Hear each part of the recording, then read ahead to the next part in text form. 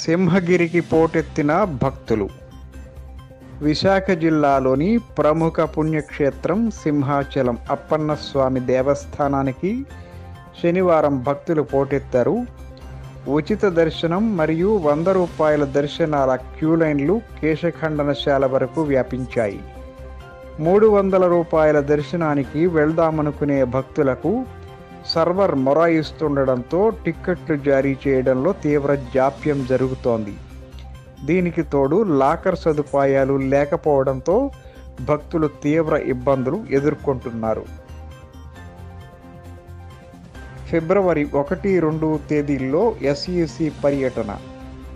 ఎన్నికల కమిషనర్ నిమ్మగడ్డ రమేష్ కుమార్ ఫిబ్రవరి 1-2 తేదీల్లో ఉత్తరాంధ్రలో పర్యటించనున్నారు.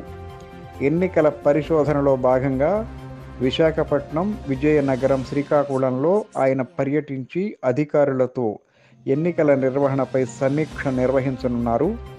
అనంతరం ఉభయ గోదావరి జిల్లాలైన తూర్పు గోదావరి, పశ్చిమ గోదావరి జిల్లాల్లో పర్యటించి అక్కడ అధికారులతో సమావేశమవుతారు. యువతికి వేధింపులు, వ్యక్తిపై కేసు. యువతిని కొద్ది రోజులుగా వేధిస్తున్న ఓ యువకుడిపై 3వ పట్టణ పోలీసు స్టేషన్లో ఫిర్యాదు అందింది. సిరిపురానికి చెందిన బాధితురాలి ఫిర్యాదు మేరకు హేమంత్ కుమారన్ అనే యువకుడిపై పోలీసులు కేసు నమోదు చేసి దర్యాప్తు చేస్తున్నారు. పలుమార్లు హెచ్చరించినా తరచూ వేధింపులకు పాల్పడుతున్నాడని యువతి పోలీసులకు వివరించింది. రక్షణ కల్పించాలని వేడుకోవడంతో పోలీసులు కేసు నమోదు చేసి దర్యాప్తు చేస్తున్నారు. లారీ ఢీకొని వ్యక్తికి తీవ్ర గాయాలు. విశాఖపట్నం పోర్టులో తిరుగుతున్న లారీ మార్గమధ్యంలో శనివారం తాటిచెట్లపాలెం జంక్షన్ వద్ద బైక్పై వెడుతున్న ఒక వ్యక్తిని ఢీకొట్టింది.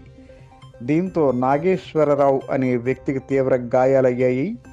గాయపడ్డ వ్యక్తిని స్థానికులు ఆసుపత్రికి తరలించారు. సమాచారం తెలుసుకున్న పోలీసులు కేసు నమోదు చేసి దర్యాప్తు చేపట్టారు. లారీ డ్రైవర్ పరారీలో ఉన్నాడని పోలీసులు తెలిపారు.